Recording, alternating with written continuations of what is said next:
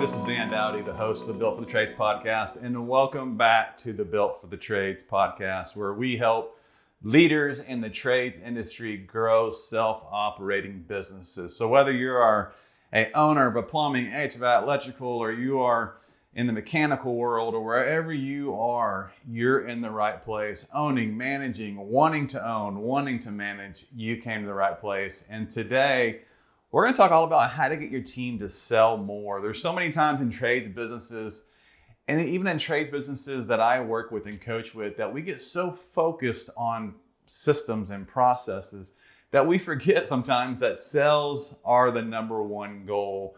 And the companies that I see doing it well drive sales consistently. And they drive sales through competition and fun and interaction with their team.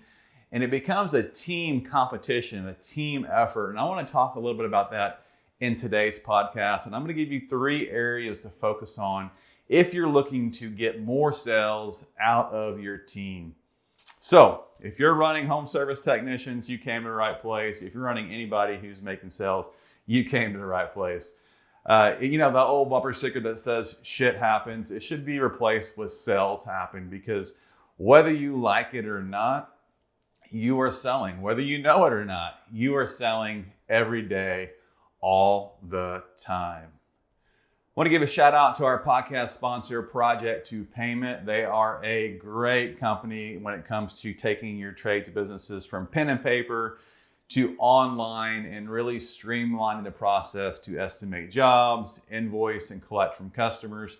Not only is it going to make your life better as a business owner, but it's also going to make your customers happy through a quicker, more efficient process. The link in this podcast will give you your first 3 months free through Built for the Trades. So check out Project to Payment if you're looking for that type of program. The sales word, first and foremost, in the trades. If you've been around the trades industry for any amount of time, sales is the one word that's going to get your technicians to stop listening to you. I need you to sell more. I want you to sell more. We need more sales. They're thinking in their mind, I don't want to be a used car salesman. And they're also thinking, I'm only going to sell what I would buy myself. Or I'm only going to sell what I know how to talk about. The education that I have. Because I don't want a customer asking me questions that I can't answer. These are some of the roadblocks that, whether the technician knows it or not, they have. So this first area, I want you to check in with yourself and your own mindset. Leadership is influence. This is a leadership podcast. So if you're looking to get your team to sell more, do you have any of those, misconceived notions, those limiting beliefs? That's the word I'm looking for. Do you have those limiting beliefs? Do you believe in the products and services that you offer? Do you believe in the pricing of the products or services that you offer? Do you know the products or services that you offer? In a future podcast, I'm going to talk about how education builds confidence in ways that you can build confidence in your team. And it's so important there. But check in with yourself and realize, is it me not believing in this that's causing my technicians not to believe in this? And if it's not you, then congratulations. If it is you, pinpoint what that is and work through it. If it's I don't believe in the pricing, go in and dig in and figure out how we get to that pricing, because the great companies out there, most companies in the home service space, are pricing based on their overhead. So the more overhead they have, the more their pricing is going to be in order to make a profit. And so for the most part, most companies are doing it fair out there. So the first area I want to talk about when it comes to building a high-performing, getting more sales out of your team is a mindset shift. We need to realize that sales is not a bad word. So instead of talking about sales, I encourage you to talk about serving. Our customer, Miss Jones, is calling us out to have their plumbing fixed, and they are paying whatever we're charging for us to come out. If we're going out and our mindset is to only offer what it is that we would buy or what it is that we know how to talk about, then we really are going from serving Miss Jones to selling Miss Jones. If I go out there and just offer a broke fix repair to that plumbing system, I am literally selling because I didn't take the time to ask questions and get to know Miss Jones and get to understand what her needs, her wants, and her concerns are. So first and foremost, switch that mindset. Stop talking about getting more sales and start talking about doing more serving, because Miss Jones or any of your customers, when they call you out, they are paying your price, and your price should include education. My good buddy Joe Rush, who owns multiple automotive repair shops, is very successful. He tells me there's 4 reasons why customers don't buy. They don't know, they don't have the money, they don't have the time, and they don't care.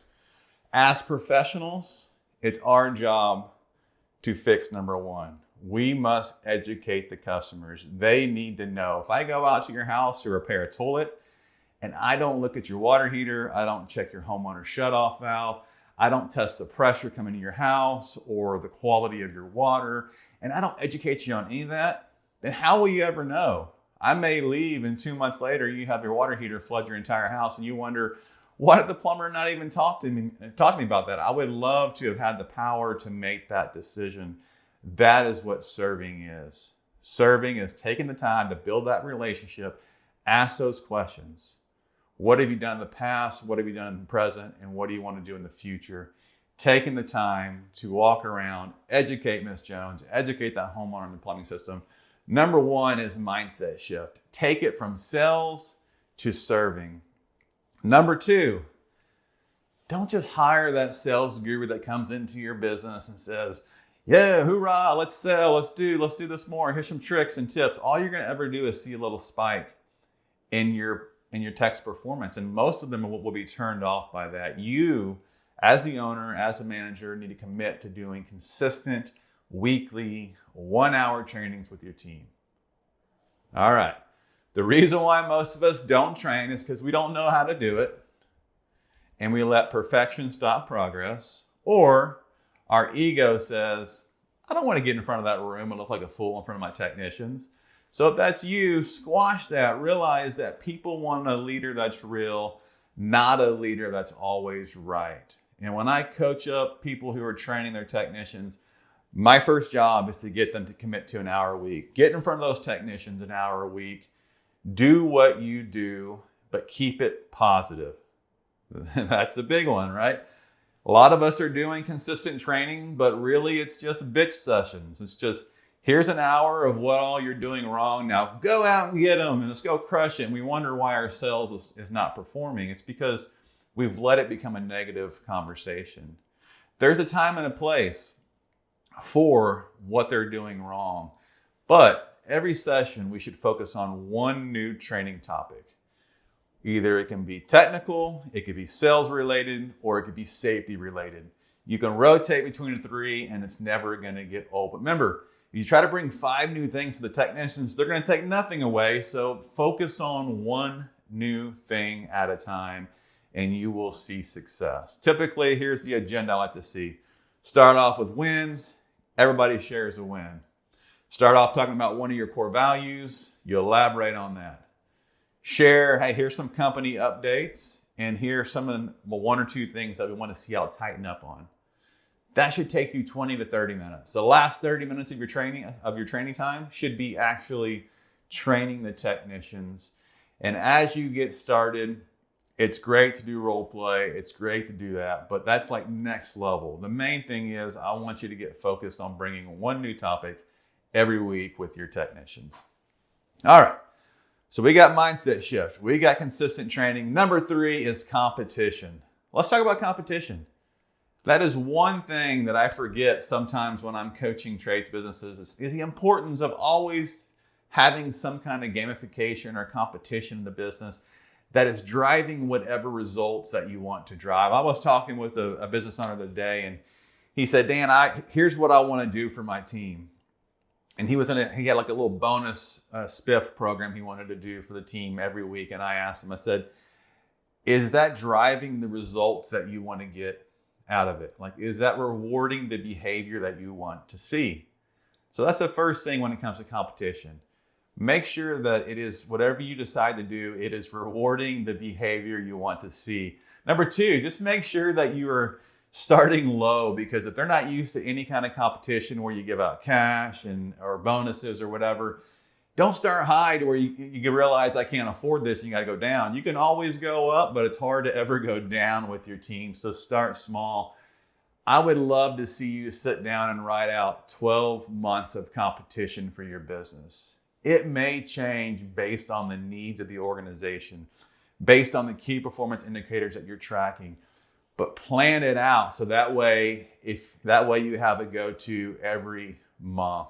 Some great competitions that I've talked about with my mastermind space here at Built for the Trades is I've heard anything from every review you get a $10 bill to every review you get a dart and you can throw a dart at a dartboard and whatever number you hit, I'm going to hand you cash. I've heard every review I put $10 into a Yeti cooler and I drop a ticket in the jar for you. And at the end of the quarter, we draw a name out of that jar, and whoever wins that gets the Yeti cooler full of cash. Man, I've heard people spinning wheels. I've heard of all kinds of great things. But the main thing is just when you think about your competitions, make them monthly and follow through with it and make sure that it is something that is rewarding the behavior you want to see and something that you can afford. I love to see it where it's not just one person wanting it, maybe a team. You could split up your company into teams. You could do the company as a whole if you're going towards one sales goal. But the best companies I see out there when it comes to sales are driving sales consistently, remembering that sales word is going to be a buzzword, but if we replace that sales with serving and we focus on training our team consistently, we're naturally going to see that needle move. So I hope this podcast helps you, encourages you. We could probably do a whole podcast on competitions. I would love to hear from you, whatever platform you're watching or listening to this on. What are you doing with your team that works as far as competitions? And if you know somebody else out there in the trades that could benefit from hearing this podcast, be sure to like, subscribe, share this with a friend. And remember that we are here to keep serving, to keep growing, and to keep making these sales happen. We know that growth as a leader, there's no destination but a lifelong journey. Hope you have an amazing day, and I'll talk to you next time.